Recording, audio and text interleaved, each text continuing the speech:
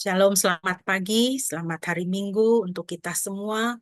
Puji Tuhan, pada pagi hari ini kita berkumpul kembali, kita mau beribadah kepada Tuhan. Jemaat yang dikasihi Tuhan, pada minggu-minggu ini kita sedang berada di dalam minggu-minggu sengsara menuju Tuhan Yesus naik ke atas kayu salib untuk mati menggantikan kita, menebus kita dari dosa-dosa kita. Nama Yesus penebus adalah nama yang manis bagi kita, nama yang manis bagi umat manusia.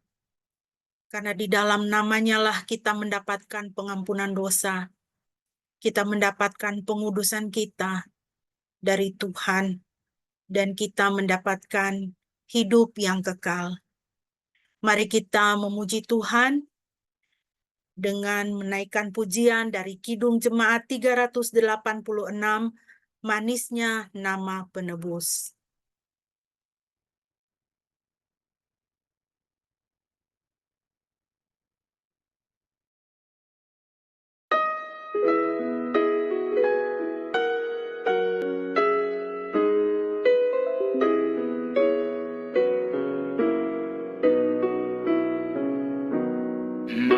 Manisnya nama penebus untuk yang beriman, pelipur hati yang sendu, yang takut pun tentram. Olehnya pulih yang resah, yang luka pun sembuh, yang rindu dipuaskannya, tertampung yang lesu. Namanya gunung batuku, perisai mulia, Hajana rahmat yang penuh, berlimpah kurnia. Ya Yesus, Dikau Tuhanku, jalanku, hidupku, Nabi, Imam, dan Rajaku, terima syukurku.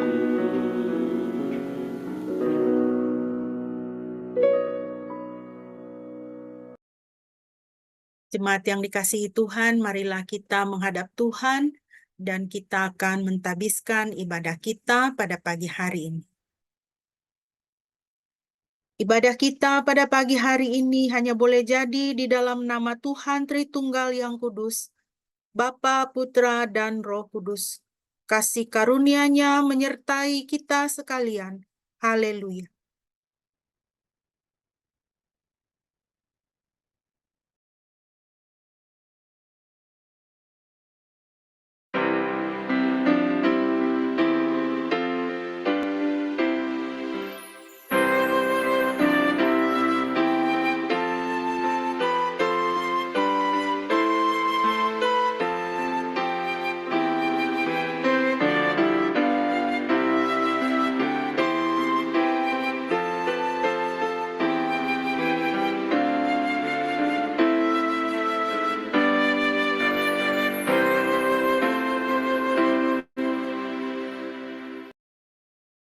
Firman Tuhan yang melandasi ibadah kita pada pagi hari ini terambil dari Filipi 3 ayat 7 dan ayatnya yang ke-8. Filipi pasal 3 ayat 7 dan ayatnya yang ke-8. Demikian firman Tuhan. Namun apapun yang dahulu merupakan keuntungan bagiku, aku telah menganggap hal itu kerugian karena Kristus.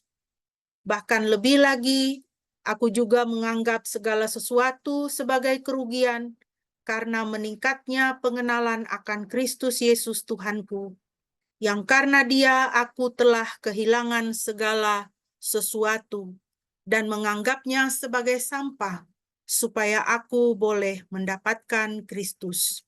Puji nama Tuhan. Kekasih-kekasih Tuhan, dalam minggu-minggu sengsara ini, di mana kita mau memperingati masa sengsara Kristus, yang Kristus tanggungkan bagi kita, yang Kristus jalani bagi kita, marilah kita mengarahkan hati kepada Tuhan. Lebih lagi menjadikan Tuhan sebagai harta di dalam kehidupan kita, dan segala sesuatu yang lainnya, seperti kata firman Tuhan, kita jadikan sebagai sampah. Jadikan sebagai sesuatu yang tidak berarti. Tetapi pengenalan akan Kristus itu boleh menjadi bagian di dalam kehidupan kita. Kristus boleh menjadi harta di dalam kehidupan kita. Kita boleh meninggikan Dia di atas segala sesuatu di dalam kehidupan kita. Mari kita memuji Tuhan yang sangat mengasihi kita, harta kehidupan kita. Kita bermazmur dari Mazmur 27 ayat 4 sampai dengan ayat 8 yang akan dibacakan oleh Korason. Mazmur 27 ayat 4 sampai dengan ayat 8.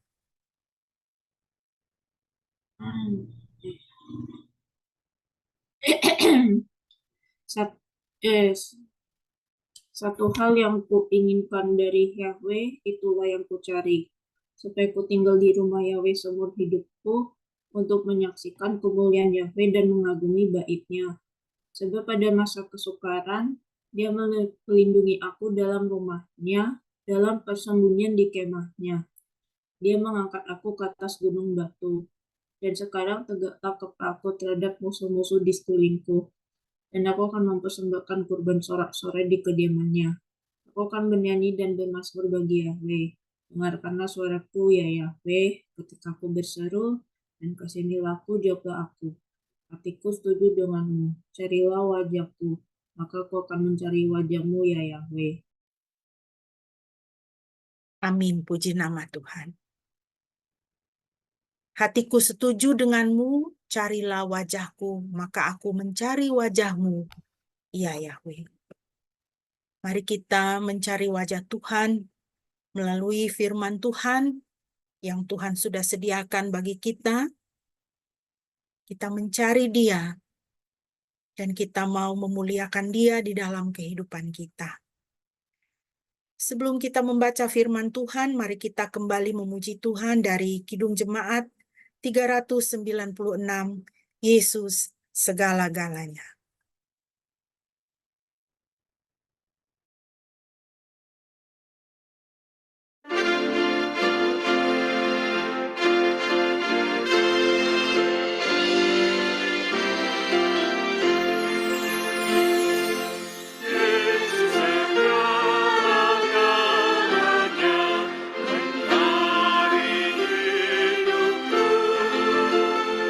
Sehari-hari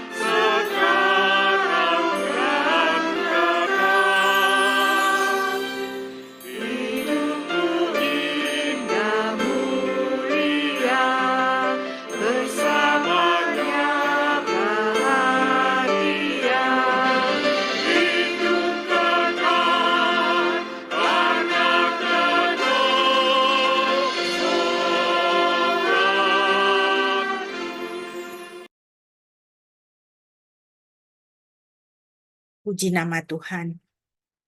Mari Bapak Ibu yang dikasihi Tuhan, kita akan membaca firman Tuhan yang terambil dari Yosua pasalnya yang ketiga.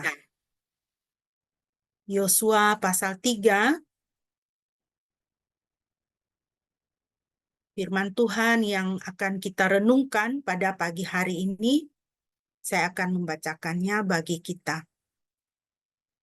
Demikianlah firman Tuhan. Yosua bangun pagi-pagi. Ia beserta seluruh Bani Israel pindah dari Sitim dan tiba di Yordan.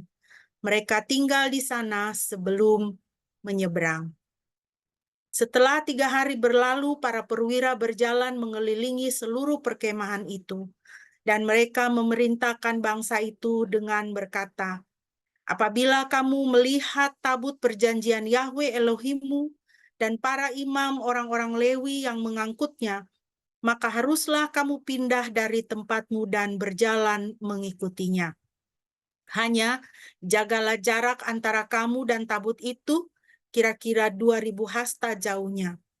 Jangan sampai mendekatinya supaya kamu dapat mengetahui jalan yang akan kamu lalui, karena kamu tidak pernah melewati jalan itu sebelumnya. Lalu Yosua berkata kepada bangsa itu, kuduskanlah dirimu karena besok Yahwe akan melakukan perbuatan-perbuatan ajaib di antara kamu.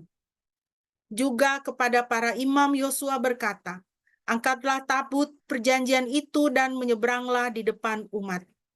Maka mereka mengangkat tabut perjanjian itu dan berjalan di depan umat itu. Yahwe berfirman kepada Yosua, hari ini aku akan mulai membuat engkau terpandang di mata seluruh orang Israel, sehingga mereka akan mengetahui bahwa sama seperti dahulu aku menyertai Musa, demikianlah sekarang aku menyertaimu.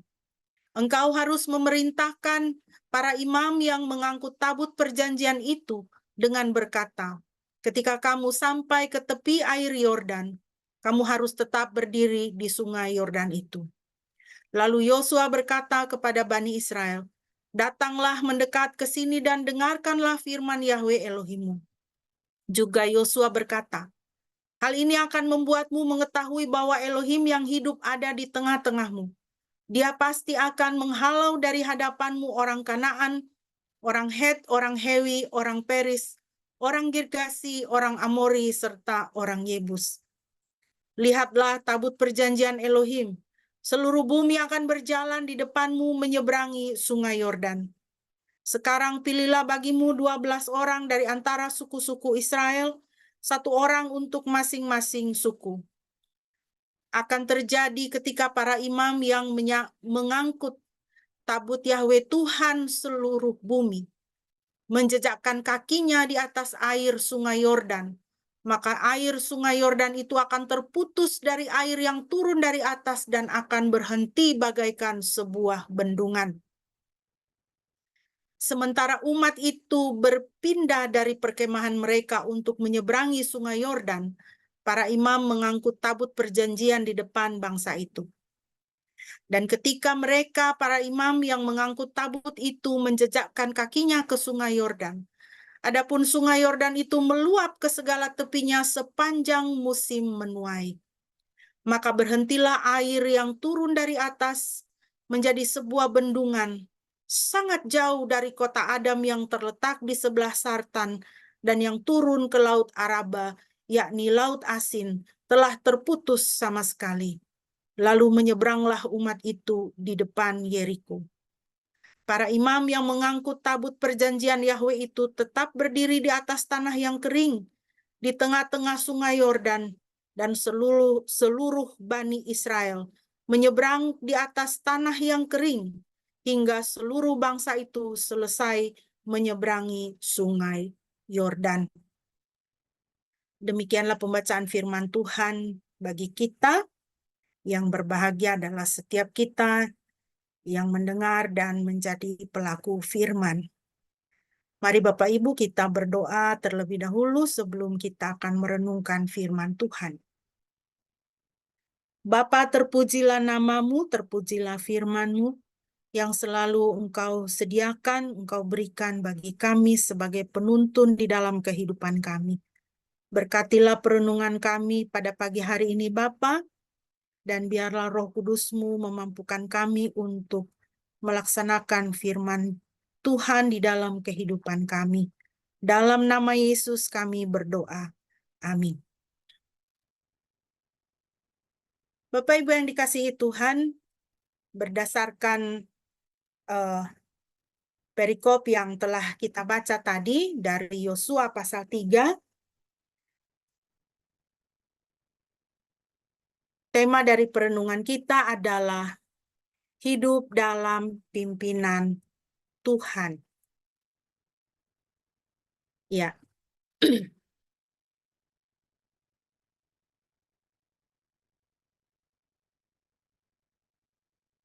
Saya akan men-sharekan screen bagi kita.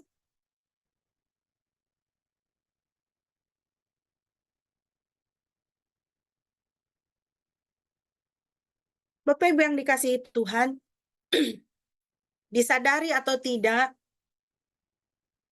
kita ini perlu dipimpin dan menaati pimpinan dalam hidup kita. Kita itu perlu dipimpin. Harus ada yang memimpin kita, dan kita pun harus menaati pimpinan dalam hidup kita. Dipimpin di sini artinya diarahkan, dibimbing, ditunjukkan ke arah yang benar. Di dalam pimpinan ada nasihat, ada teguran, ada didikan, ada pendisiplinan, bahkan juga kasih. Kalau kita dibimbing, kita diarahkan, kita diberi nasihat, kita ditegur, bahkan kita kena disiplin, itu kita sedang berada di dalam pimpinan. Dan di dalam pimpinan itu juga ada kasih. Kita dipimpin karena kita dikasihi.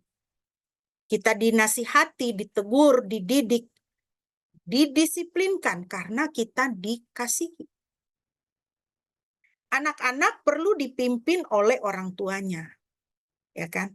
Kita memimpin mereka, kita mengarahkan mereka, kita membimbing mereka karena kita mengasihi mereka.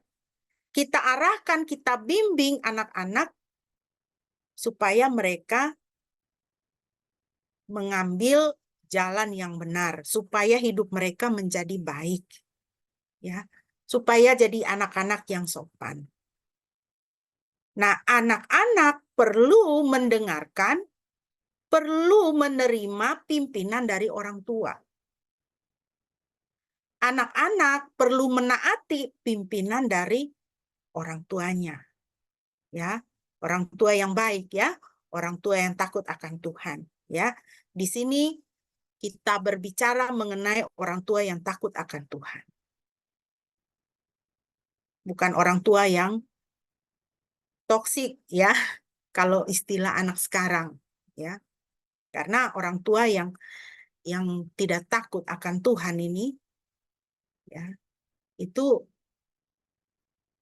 bukan cuman memimpin ke arah yang salah, tapi juga tidak memimpin. Orang tua kalau tidak takut kepada Tuhan, dia tidak mimpin anak-anaknya. Dia tidak bawa anak-anaknya untuk takut akan Tuhan. Dia tidak bimbing anak-anaknya untuk takut akan Tuhan. Di media sosial kita banyak bisa melihat bagaimana sekarang roh pemberontakan itu terlalu merajalela, ya, di kalangan orang-orang muda. Memberontak terhadap pimpinan, memberontak terhadap orang tua, ya. Berbicara kasar terhadap orang tua, ya. Kita, walaupun kita sebagai orang tua, kita sudah punya anak, ya,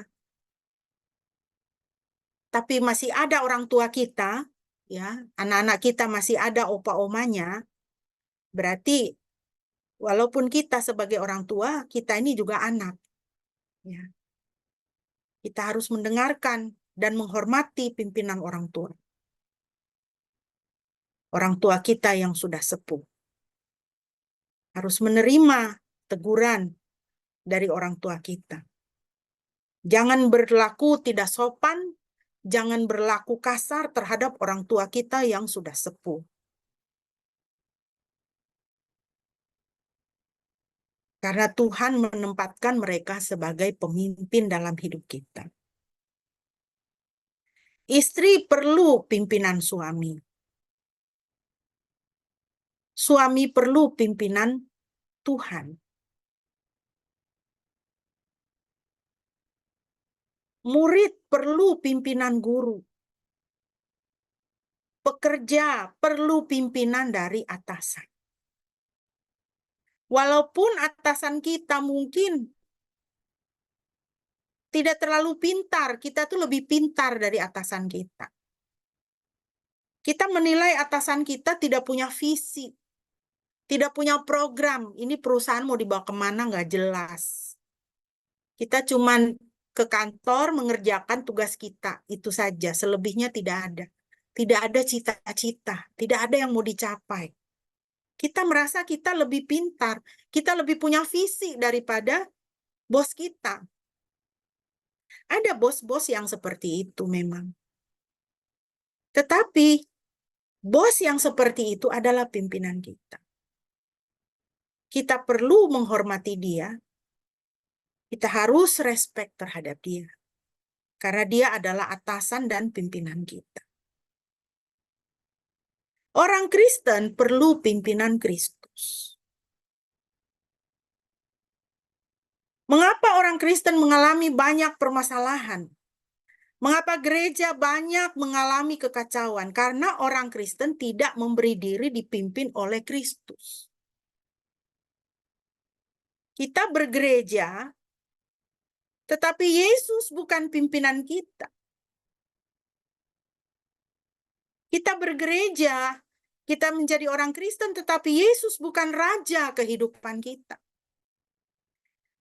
Kita tidak memberi diri kita untuk dipimpin oleh Tuhan dan kita tidak mau menaati pimpinan Tuhan dalam hidup kita. Akhirnya hidup kita menjadi kacau.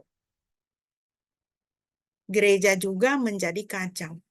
Tidak menjadi seperti yang Tuhan inginkan. Gereja hanya menjadi semacam perkumpulan sosial, di mana kita banyak sekali melakukan kegiatan-kegiatan sosial dan bukan kegiatan misi. Kita tidak menjadi pengantin yang Tuhan harapkan untuk kita menjadi.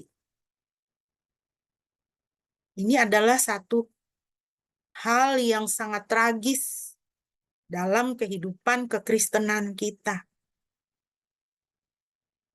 Bukankah kita lebih sering meminta berkat daripada menyerahkan diri kepada Tuhan? Lebih sering kita berdoa, Tuhan berkati saya hari ini, daripada kita berdoa, Tuhan saya menyerah hidup saya hari ini ke dalam tangan-Mu, pimpin saya. Atur saya hari ini Tuhan. Put apa yang Tuhan mau. Bukan maunya saya. Bapak Ibu yang dikasihi Tuhan, minggu yang lalu Bapak Pendeta telah memulai perenungan dengan kitab Yunus dan mulai dengan Yunus pasal 1. Ini satu kitab yang bagus sekali untuk kita pelajari juga. Dan Yunus adalah salah satu tokoh yang sangat kontroversial di dalam Alkitab. Yunus adalah contoh bagaimana seorang hamba Tuhan tidak menaati pimpinan Tuhan. Tuhan jelas-jelas perintahkan dia untuk pergi ke barat, dia melarikan diri ke timur. Ya. Bukan ke selatan, bukan ke utara, ke timur. Ke arah yang sangat sebaliknya daripada arah yang Tuhan mau. Dan dia dengan terang-terangan menunjukkan bahwa dia tidak mau menaati Tuhan.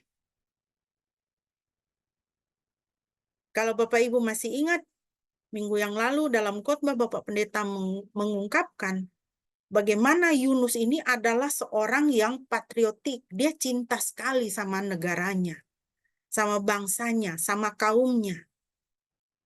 Siapakah orang Niniwe itu? Orang Niniwe itu orang yang jahat. Dan dia tidak mau mereka bertobat. Karena dia tahu orang yang jahat kalau tidak mau bertobat itu akan dihukum oleh Tuhan. Dan dia mau supaya mereka dihukum oleh Tuhan. Supaya binasa. Dan dia tahu Tuhannya. Dia tahu Tuhan itu Maha Pengasih dan Maha Penyayang. Tuhan yang memberi kesempatan untuk orang berdosa itu bertobat. Kalau dia menaati Tuhan dan orang Israel, orang Niniwe itu kemudian bertobat, Tuhan tidak jadi menghukum mereka dan dia menjadi marah. Jadi saudara, kita lihat di sini ya, Yunus ini. Kenapa dia bisa begitu tidak menaati Tuhan? Ya. Bahkan ketika badai datang itu pun dia bilang, lemparkan saja saya ke laut. Lemparkan saja saya ke laut. Itu dia masih dalam rangka tidak menaati Tuhan. Biar aja saya mati. Daripada orang Niniwe itu bertobat. Kalau saya ke sana, saya KKR, mereka bertobat, mereka selamat. Ya, daripada itu kejadian, lebih baik saya mati. Kenapa dia bisa begitu? Karena dia punya pemikirannya sendiri. Pemikiran dia itu tidak dia sejalankan dengan pemikirannya Tuhan. Jadi saudara, kita bisa mencatat di sini. Ketika kita punya pemikiran kita sendiri, kita mempunyai pertimbangan kita sendiri yang tidak sejalan dengan Tuhan, jamin saudara, kita akan menjadi orang yang tidak menaati Tuhan. Kita tidak mau terima pimpinan Tuhan dalam hidup kita. Ya.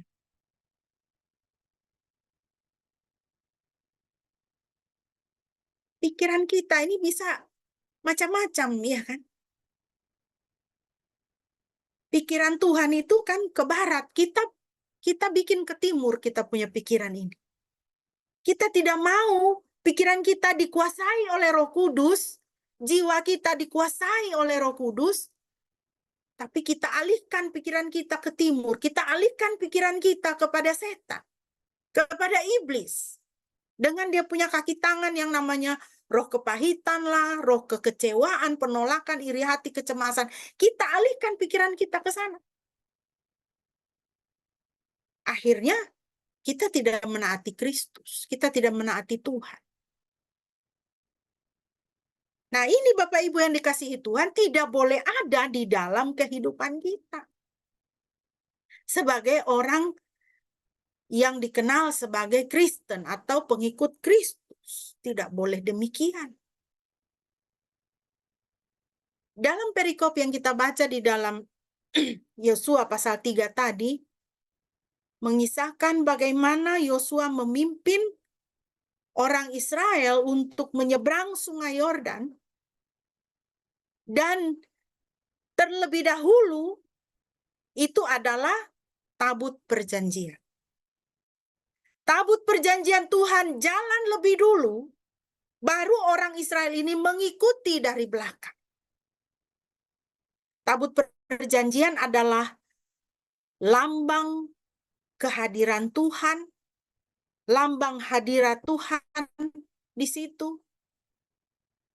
Saudara bisa baca dalam kitab Keluaran dan Bilangan mengenai tabut perjanjian. Tuhan mengatakan, disitulah aku hadir di tengah-tengah umat, disitulah aku menjumpai kamu. Jadi tabut perjanjian Tuhan, pimpinan Tuhan, hadirat Tuhan, Tuhan harus jalan lebih dulu, baru umat itu menyeberang. Dan ketika tabut itu berjalan lebih dulu, maka sungai Yordan itu terbelah kira 2000 hasta panjangnya.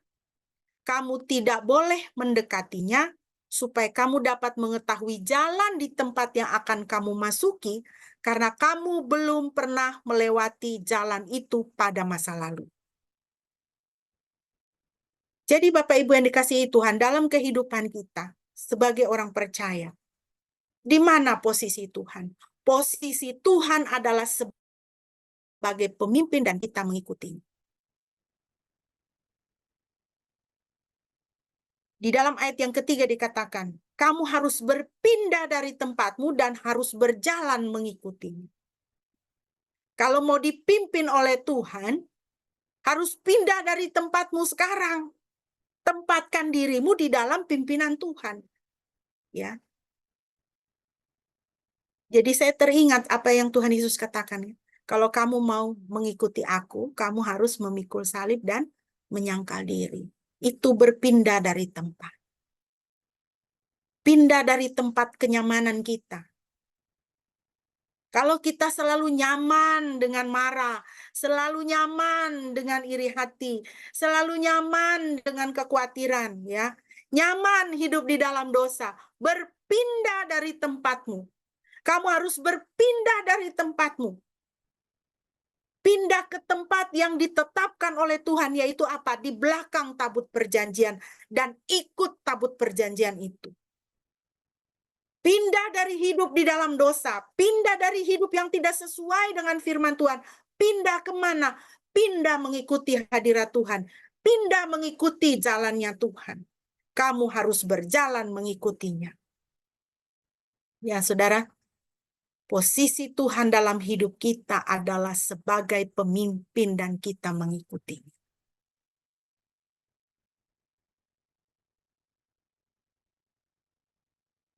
Kita harus menyerahkan diri dan hidup kita kepada Tuhan.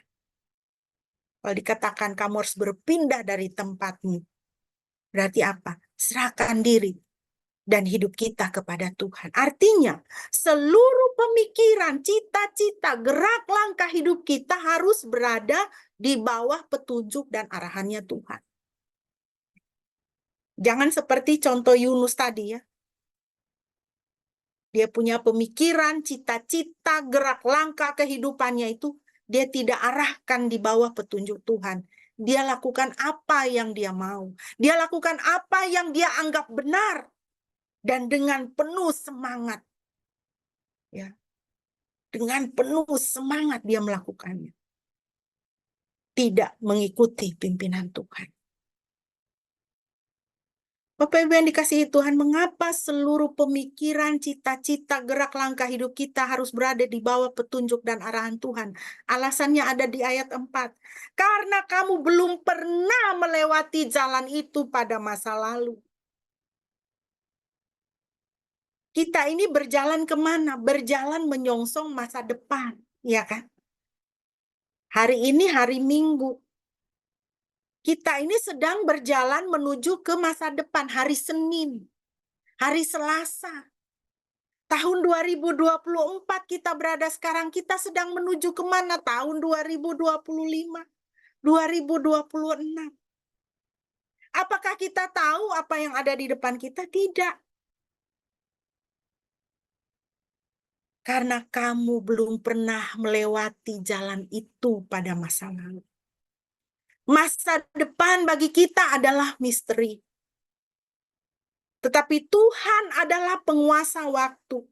Tuhan sudah ada di masa depan. Dia ada di sana.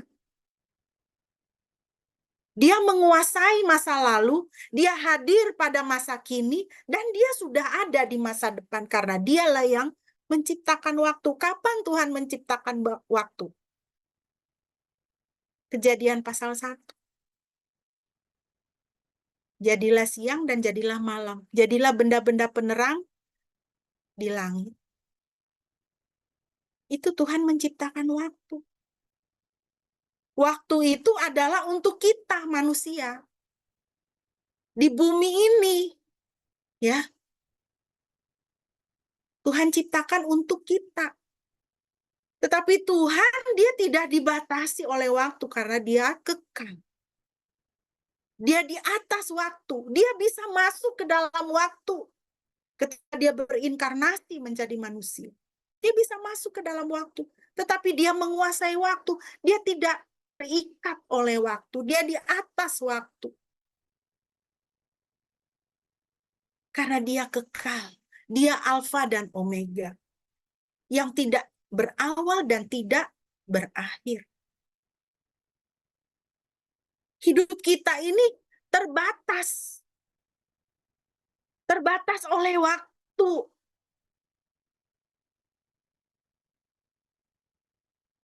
Kita hidup di dunia ini dibatasi oleh 2 tanggal. Tanggal kita lahir dan tanggal kita mati. Tetapi dalam perjalanan ini, ada Tuhan di situ. Sekarang kita menatap ke masa depan. Kita menatap kepada jam yang ada di depan kita. Dan kita tidak tahu. Apa yang ada di depan kita, kita tidak tahu. Tetapi Tuhan tahu. Dan karena apa? Dia sudah ada di masa depan. Karena kamu belum pernah melewati jalan itu pada masa lalu. Karena kita tidak tahu apa yang menanti kita pada jam berikut, pada tahun depan. Kita tidak tahu. Maka kita harus menyerahkan diri kita, hidup kita, pemikiran, cita-cita, gerak langkah hidup kita. Kita harus serahkan kepada Tuhan, Sang Penguasa waktu. Dan biarkan Dia yang memimpin kita karena Dia sudah ada di depan. Dan tidak ada sesuatu pun yang terjadi di depan kita itu yang tidak ada di dalam tangan kedaulatan Tuhan. Yang kedua, Bapak Ibu, berdasarkan ayat 5 sampai dengan ayat 10. Prinsip yang kedua adalah kekudusan hidup adalah persyaratan menyongsong hari esok dan menyambut berkat Tuhan. Yosua 3, 5, 9, 10. Firman Tuhan. Lalu Yosua berkata kepada bangsa itu, kuduskanlah dirimu karena besok Yahweh akan melakukan perbuatan-perbuatan ajaib di antara kamu. Lalu Yosua berkata kepada Bani Israel, datanglah mendekat ke sini dan dengarkanlah firman Yahweh Elohimmu. Juga Yosua berkata, dari hal ini kamu akan mengetahui bahwa Elohim yang hidup ada di tengah-tengahmu dan Dia pasti akan menghalau dari hadapanmu orang Kanaan dan orang Het dan orang Hewi dan orang Peris dan orang Girgasi dan orang Amori serta orang Yebus. Saudara perhatikan kalimat yang saya tandai di situ ya. Yosua 3 ayat 5. Kuduskanlah dirimu karena besok Yahweh akan melakukan perbuatan-perbuatan ajaib di antara kamu. Jadi Bapak Ibu, kalau kita melihat prinsip Alkitab ya, kekudusan hidup itu penting bagi Tuhan. Kita harus menguduskan diri. Kalau mau menyambut hari esok, menyambut berkat Tuhan di sini dalam Yosua pasal 3 adalah bagi Israel pada waktu itu bahwa Tuhan akan menghalau semua musuh-musuhnya. Musuh-musuh Israel itu Tuhan yang halaukan. Ya. Jadi kalau kita hidup kudus di hadapan Tuhan, musuh-musuh kita Tuhan yang halaukan. Tuhan yang berperang bagi kita. Berkat-berkat Tuhan itu Tuhan yang sediakan. Di dalam Ulangan pasal 28 dikatakan, kalau kamu dengar-dengaran kepada firman Tuhan, berkat-berkat ini akan mencari engkau. Aku akan memerintahkan berkat-berkat ini untuk datang kepadamu, firman Tuhan. Ya. Yang Tuhan mau adalah kita menguduskan diri. Umat harus hidup dalam kekudusan. Berkat itu Tuhan yang perintahkan untuk mendatangi saudara dan saya.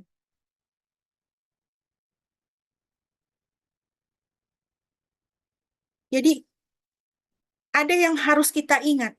Sekali lagi ya, kekudusan hidup umat itulah yang diminta oleh Tuhan. Bukan banyaknya persembahan. Dan bukan banyaknya perbuatan baik. Pertama-tama kekudusan hidup. Yesaya 1:13-17. Ini bagian firman Tuhan yang indah sekali. Dan kita harus ingat sebagai orang percaya. Firman Tuhan katakan, jangan lagi menambahkan persembahan yang sia-sia. Ukupan adalah kekejian bagiku. Bulan baru dan Sabat, ya, panggilan pertemuan, bahkan pertemuan raya, aku tidak dapat menahannya. Itu adalah kejahatan. Bulan-bulan barumu dan perayaan-perayaan tetapmu, jiwaku membencinya. Itu adalah beban bagiku. Aku telah dibuat lelah menanggungnya. Dan pada saat engkau menadahkan tanganmu, aku akan menyembunyikan mataku darimu. Juga pada saat engkau memperbanyak doa, aku tidak akan mendengar. Tanganmu penuh dengan darah. Basuhlah dirimu sendiri. Buatlah dirimu bersih. Jauhkanlah kejahatan dari perbuatanmu dari depan mataku. Berhentilah melakukan yang jahat. Belajarlah untuk melakukan yang baik. Carilah keadilan, hiburlah orang yang tertindas, belalah hak yatim piatu, perjuangkanlah kaum janda. Saudara, di sini Tuhan menegur umatnya. Stop. Jangan kasih persembahan banyak-banyak. Tidak usah bikin ibadah macam-macam. Ya, perayaan macam-macam. Ayat 14, jiwaku membencinya. Ayat 13, semua persembahanmu, semua ritual-ritual, upacara-upacara agamamu itu adalah kejahatan. Kenapa Tuhan bilang itu kejahatan? Karena pada saat engkau menadahkan tanganmu, engkau berdoa, doamu kau perbanyak. Aku tidak mau dengar. Kenapa? Karena tanganmu penuh dengan darah. Kamu pelaku kejahatan. Saudara, kita tidak bisa, ya, kita tidak bisa pelihara dosa, tapi banyak beramal. Tidak bisa, saudara. Tuhan tidak terima persembahan kita. Tuhan tidak terima ibadah kita. Kalau apa? Kita adalah pelaku kejahatan. Kita pikir dengan banyak beramal, banyak berbuat baik, kita bisa sogok Tuhan. Tidak, saudara. Apakah Tuhan perlu itu persembahan? Tidak. Apakah Tuhan perlu ibadah kita? Ritual-ritual keagamaan kita, apakah Tuhan perlu? Tidak. Yang Tuhan inginkan dari kita adalah apa? Basuhlah dirimu. Buatlah dirimu bersih. Hiduplah di dalam kekudusan. Firman Tuhan katakan, kuduslah kamu karena aku kudus. Jangan berbuat jahat. Jangan banyak-banyak kasih persembahan kepada gereja, tapi jahat kepada karyawan. Gaji karyawan dipotong, gaji karyawan dicicil-cicil, diketeng-keteng. Kesejahteraannya tidak diperhatikan. Buat apa? Kasih donasi sumbangan ke gereja banyak-banyak. Saya tahu banyak orang Kristen yang seperti itu. Tetapi di dalam rumah tangga, di dalam toko, di dalam tempat pekerjaannya, jahat kepada bawahannya. Kikir kepada bawahannya. Tidak manusiawi kepada bawahannya. Saudara, kalau kita seperti itu, Tuhan bilang, saat kau menadahkan tanganmu, aku tidak mau mendengar. Tanganmu penuh dengan darah. Saudara, kekristenan itu bukan agama amal. Bukan agama amal. Bukan agama persembahan. Kekristenan itu agama apa? Relasi dengan Tuhan. Tuhan itu karakternya bagaimana? Dia Maha Kudus. Kita tidak bisa berelasi dengan Dia kalau kita tidak kudus, saudara. Kita masih pelihara dosa. Tuhan tidak mau. Tuhan katakan, basuhlah dirimu, buatlah dirimu bersih, berhentilah berbuat jahat. Baru ayat 17 dikatakan, belajarlah untuk melakukan yang baik. Cari keadilan, hibur yang tertindas, bela hak yatim piatu, perjuangkan kaum janda. Perbuatan baik itu di bawah, kekudusan itu di atas. Bukan perbuatan baik duluan, tidak. Tidak bisa kita cari muka sama Tuhan, itu tidak bisa. Ya. Buatlah dirimu bersih. Berhenti melakukan yang jahat. Baru apa? Belajar melakukan yang baik. Perumpamaan yang sangat terkenal dalam Lukas 18. Peristiwa ya, bukan perumpamaan. Tuhan Yesus pada waktu itu. Ada 2 orang naik ke bait suci untuk berdoa, yang satu orang Farisi dan yang lain pemungut cukai.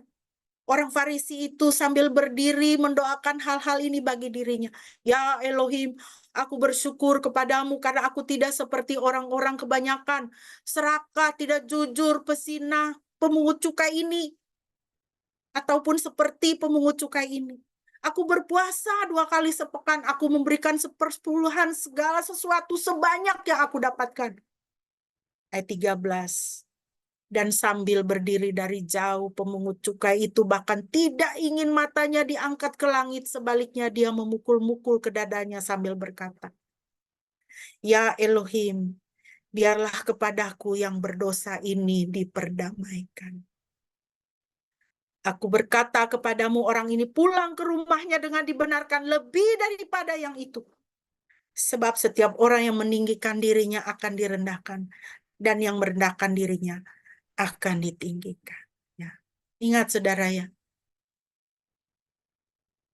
Tuhan tidak terima, ya.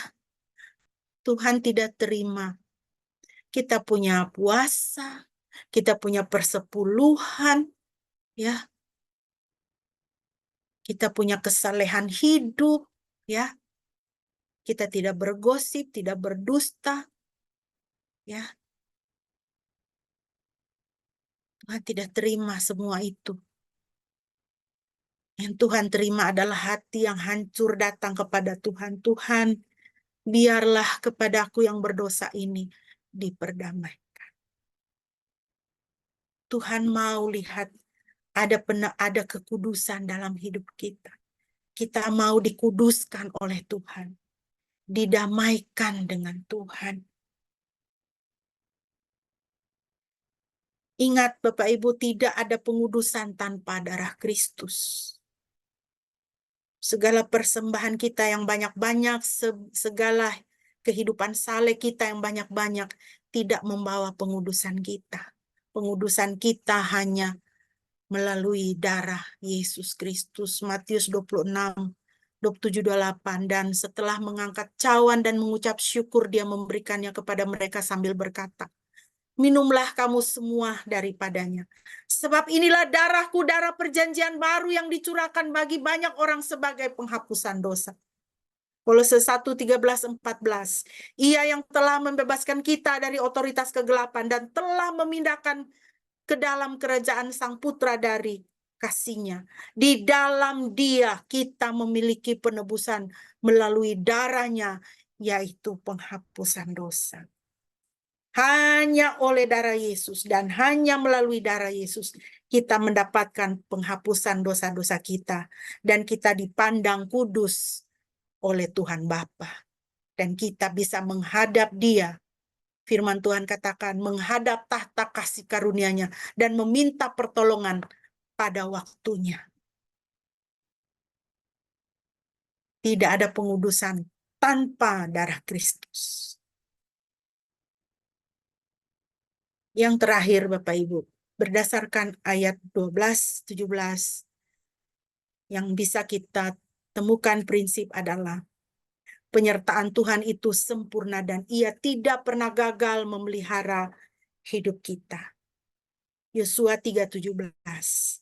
Dan para imam yang mengangkut tabut perjanjian Yahwe itu tetap berdiri di tanah yang kering di tengah-tengah sungai Yordan, dan seluruh Bani Israel menyeberang di atas tanah yang kering sampai seluruh bangsa itu selesai menyeberangi sungai Yordan. Ketika tabut perjanjian Tuhan itu jalan duluan di depan, sungai itu terbelah, tanah menjadi kering tempat orang Israel akan menyeberang, dan seluruh Bani Israel menyeberang di atas tanah yang kering sampai seluruh bangsa itu selesai menyeberangi sungai Yordan. Saudara, kalau kita menyerahkan hidup kita, studi kita, pekerjaan kita, rumah tangga kita, keluarga kita, kita serahkan di bawah pimpinan Tuhan.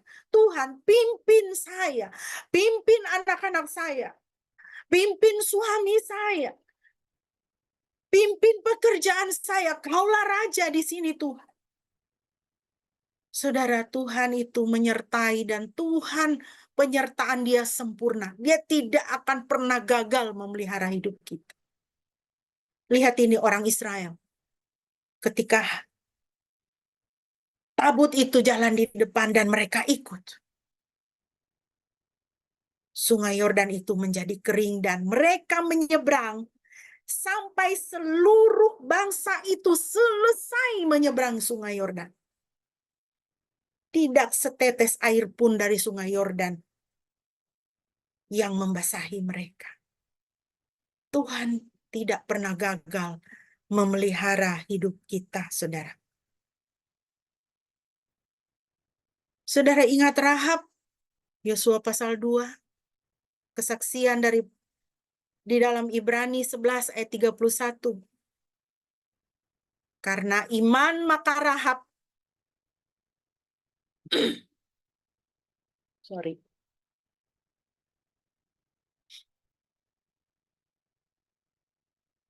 karena iman maka Rahab itu dia diselamatkan, ya.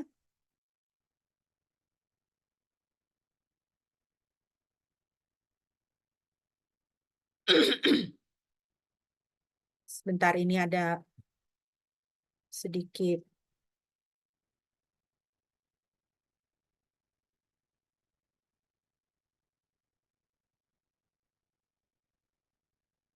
masalah.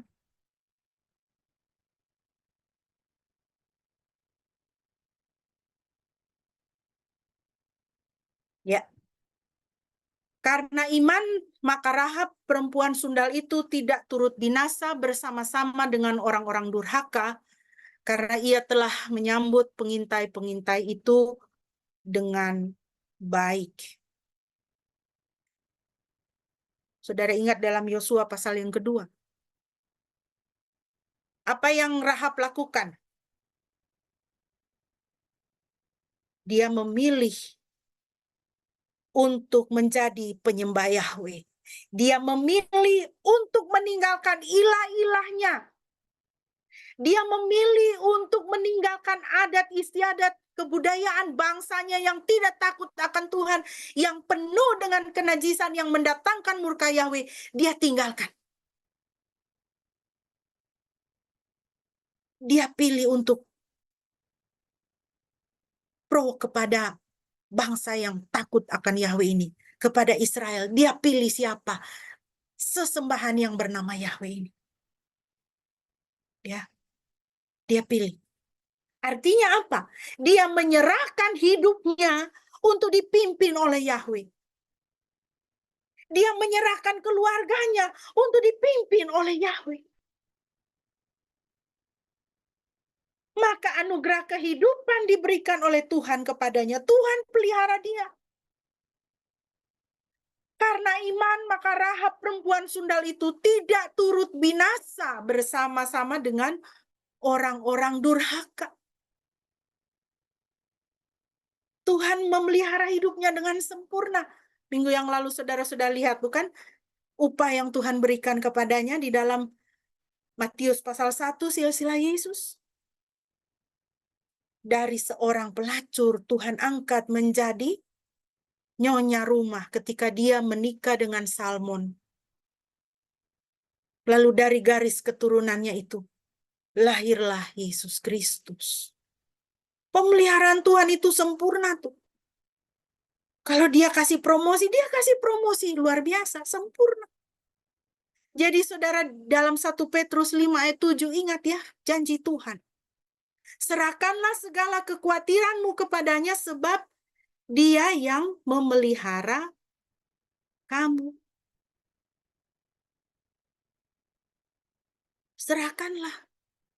Serahkan kekhawatiranmu. Hari ini ada kekhawatiran apa dalam hati kita? Serahkan. Penyertaan pemeliharaan Tuhan itu sempurna kalau kita menjadikan Tuhan sebagai pemimpin kita. Bukan kekhawatiran kita yang menjadi pemimpin kita. Efesus 3, 20-21. Bagi dialah yang dapat melakukan jauh lebih banyak daripada yang kita doakan atau pikirkan, seperti yang ternyata dari kuasa yang bekerja di dalam kita. 21. Bagi dialah kemuliaan dalam jemaat dan di dalam Kristus Yesus, turun-temurun sampai selama-lamanya. Amin. Jangan ragu untuk menyerahkan hidup kita dipimpin oleh Tuhan. Jangan ragu untuk menaati Tuhan. Karena apa? Dia dapat melakukan jauh lebih banyak daripada yang kita doakan atau pikirkan. Kita cuma datang sama Tuhan minta A. Tuhan bisa kasih kita A+, A pangkat 2, A pangkat 3, A pangkat 10. Dia dapat melakukan jauh lebih banyak daripada yang kita doakan atau pikirkan. Saya yakin Bapak Ibu mempunyai kesaksian ini dalam hidup. Bagaimana Tuhan itu luar biasa dalam hidup kita.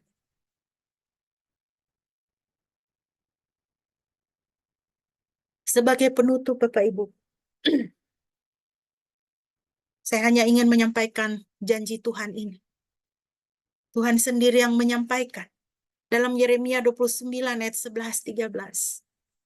Sebab aku ini mengetahui rancangan-rancangan apa yang ada padaku mengenai kamu. Demikianlah firman Tuhan. Yaitu rancangan damai sejahtera dan bukan rancangan kecelakaan untuk memberikan kepadamu hari depan yang penuh harapan. Dan apabila kamu berseru dan datang untuk berdoa kepadaku, maka aku akan mendengarkan kamu. Apabila kamu mencari aku, kamu akan menemukan aku. Apabila kamu menanyakan aku dengan segenap hati, firman. Sekali lagi Bapak Ibu yang dikasihi Tuhan, jangan ragu, jangan tunda untuk menyerahkan hidup dipimpin oleh Tuhan. Berdoalah, Tuhan pimpin hidup saya. Pimpin studi saya, pekerjaan saya, Tuhan masa depan saya serahkan kepada. Tuhan bilang, ya, hari esok itu masih misteri untukmu. Tapi aku ini tahu rancangan apa yang ada padaku mengenai kamu. Di hari esok itu, yang akan kamu temui itu nanti.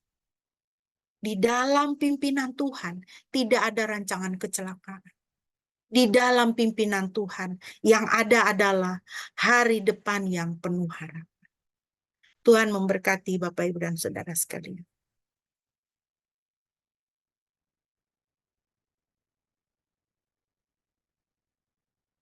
Mohon kesediaan Bapak Pendeta untuk memimpin kita dalam doa respon dan doa syafaat.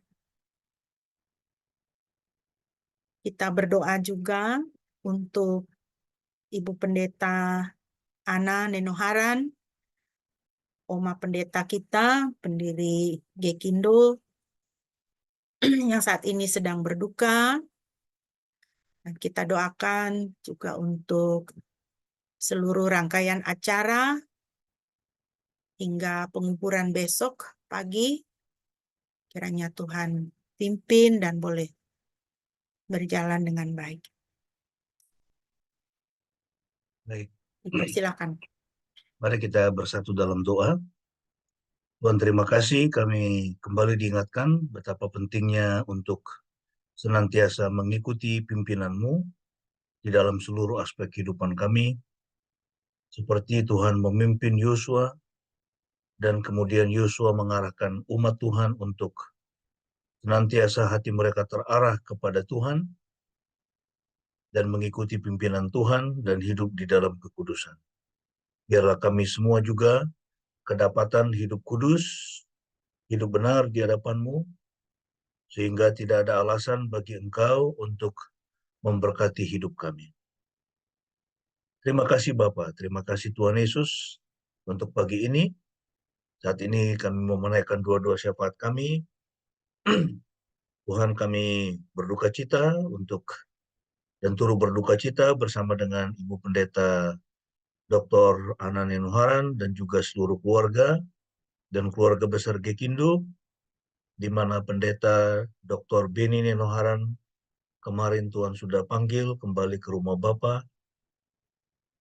Dan kami sungguh berdoa Tuhan, biarlah semua ibadah-ibadah penghiburan boleh berjalan dengan baik, hingga pemakaman nanti semuanya bisa berjalan di dalam anugerah dan berkat-Mu ya Bapa. Kau mencukupkan juga semua kebutuhan, dan kami bersyukur Engkau sudah memberikan seorang hamba Tuhan yang setia, seorang hamba Tuhan yang telah menjadi teladan bagi perjalanan Gekindo hingga saat ini di seluruh Indonesia. Kami berdoa biarlah nama Tuhan terus dipermuliakan melalui jemaat-jemaat Gekindo yang ada di seluruh Indonesia. Juga saat ini kami mau berdoa untuk bangsa dan negara kami, khususnya saat ini situasi politik yang sangat tidak stabil terkait dengan pemilu yang masih belum jelas ujungnya akan bagaimana, dan setiap hari terjadi demo-demo dan juga kekacauan-kekacauan di berbagai tempat. Kami sungguh berdoa Tuhan, biarlah tangan-Mu boleh memegang bangsa ini, dan supaya bangsa ini berjalan di jalan kebenaran dan keadilan.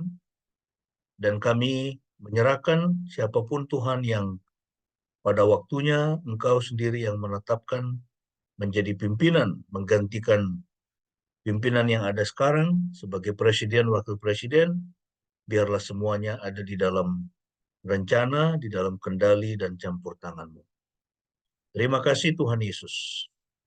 Kami berdoa, biarlah Indonesia tetap dijaga oleh Tuhan dan tetap dipelihara oleh Tuhan di hari-hari yang ada di depan. Kami juga mau berdoa untuk gereja Tuhan di seluruh dunia dan di seluruh Indonesia. Tuhan berkati gereja-Mu, supaya gereja Tuhan tetap berkembang, tetap menyampaikan suara kenabian, suara kebenaran di tengah-tengah masyarakat Indonesia Tuhan. Dan supaya gereja Tuhan menjadi berkat bagi Indonesia dan bagi dunia. Berkati setiap kami di dalam pergumulan hidup kami masing-masing. Berkati semua orang tua kami, berikan mereka kesehatan pada masa tua mereka, dan juga sukacita senantiasa. Begitu juga Tuhan untuk semua anak-anak kami yang masih studi, baik di TK, di SD, SMP, SMA, maupun di perguruan tinggi. Tuhan sendiri yang memberkati agar mereka dapat belajar dengan baik dan menyelesaikan studinya juga tepat pada waktunya dengan baik juga. Kami berdoa Tuhan untuk semua, apapun yang kami kerjakan, pekerjaan kami kiranya Tuhan berkati dan Tuhan tambah-tambahkan, sehingga apapun yang kami sentuh, apapun yang kami kerjakan, boleh menghasilkan buah bagi kemuliaan-Mu. Terima kasih Tuhan Yesus. Terpujilah nama-Mu. Di dalam nama Tuhan Yesus, kami alaskan doa ini. Tuhan yang sudah mengajar kami doa yang demikian. Mari kita naikkan bersama-sama doa Bapa kami. Bapa kami yang di surga, dikuduskanlah nama-Mu, datanglah kerajaan-Mu, jadilah kehendak-Mu di bumi seperti di surga. Berikanlah kami pada hari ini makanan kami yang secukupnya. Dan ampunilah kami akan kesalahan kami, seperti kami juga mengampuni orang yang bersalah kepada kami. Dan janganlah membawa kami ke dalam pencobaan, tapi lepaskanlah kami daripada yang jahat, karena Engkau-lah yang punya kerajaan, dan kuasa dan kemuliaan sampai selama-lamanya. Amin.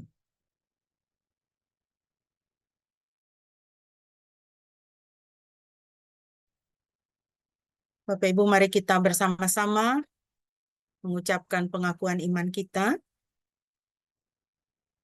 di hadapan Tuhan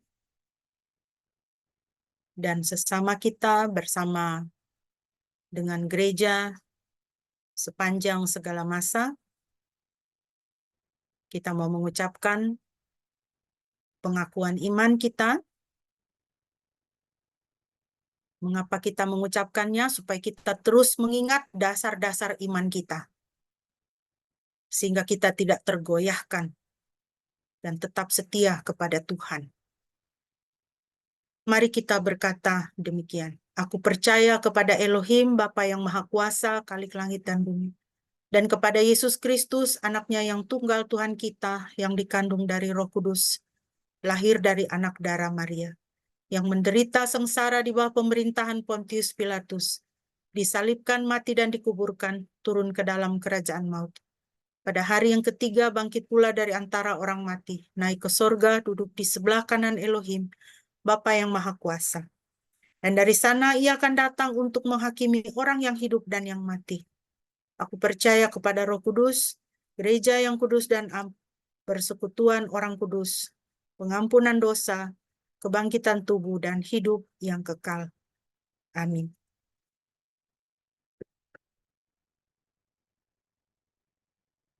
Jemaat Tuhan, kita akan mengakhiri ibadah kita pada pagi hari ini. Dan sebelum kita menerima berkat dan doa penutup, mari kita kembali memuji Tuhan, sekalipun aku dalam lembah kelam.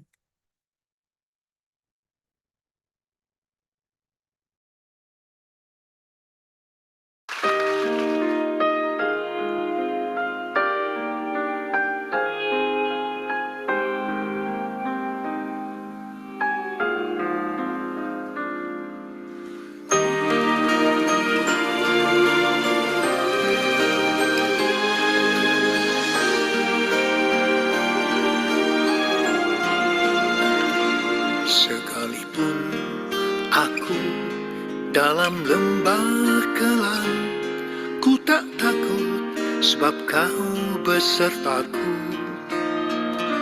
Sekalipun badai topan datang menerpa, ku tak gentar sebab Kau di sisiku. Aku percaya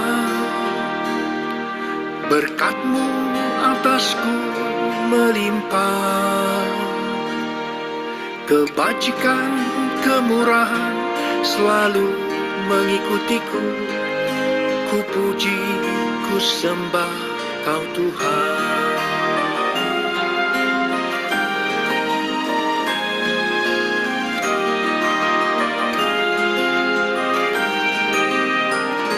Sekalipun aku dalam lembah kelam, ku tak takut sebab Kau besertaku. Sekalipun badai topan datang menerpa, ku tak gentar sebab Kau di sisiku. Aku percaya berkat-Mu atasku melimpah, kebajikan, kemurahan selalu mengikutiku. Ku puji, ku sembah Kau Tuhan.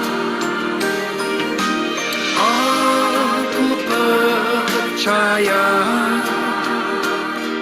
berkat-Mu atasku melimpah, kebajikan, kemurahan selalu mengikutiku.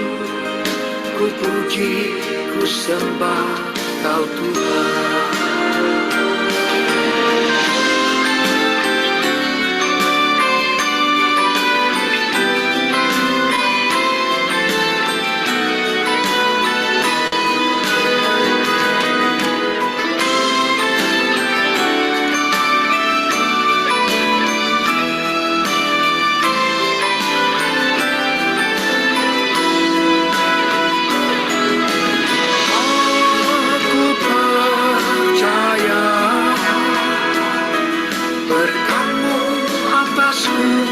melimpah.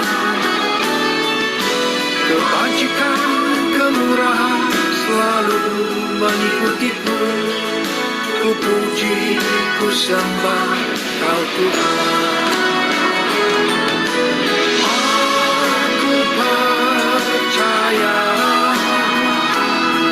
berkat-Mu atasku melimpah.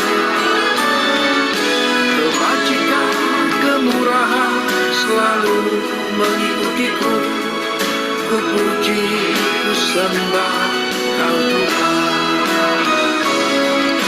Kebajikan, kemurahan selalu mengikutiku. Ku puji, ku sembah Kau Tuhan.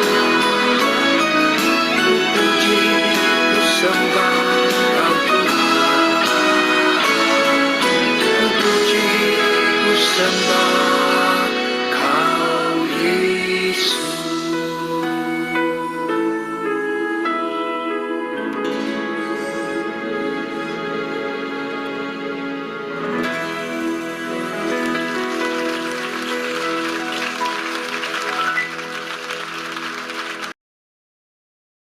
Jemaat yang dikasihi Tuhan, arahkanlah hatimu kepada Tuhan dan terimalah berkat-Nya. Damai sejahtera bagi saudara-saudara, juga kasih beserta iman dari Elohim, Bapa dan Tuhan Yesus Kristus. Anugerah beserta semua orang yang mengasihi Tuhan kita Yesus Kristus di dalam kekekalan. Amin. Pujilah Khalik semesta.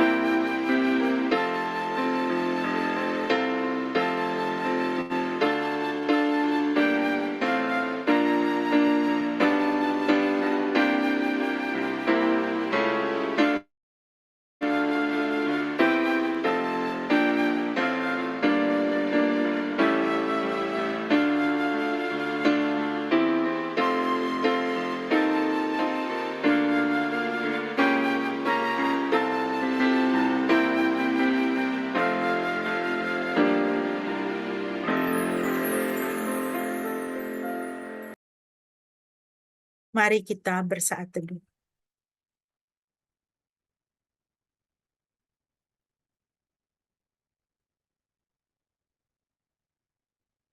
Amin.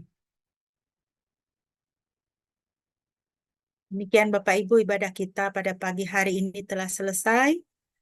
Terima kasih atas kehadiran dan partisipasinya. Kiranya Tuhan Yesus menyertai dan memberkati kita sekalian.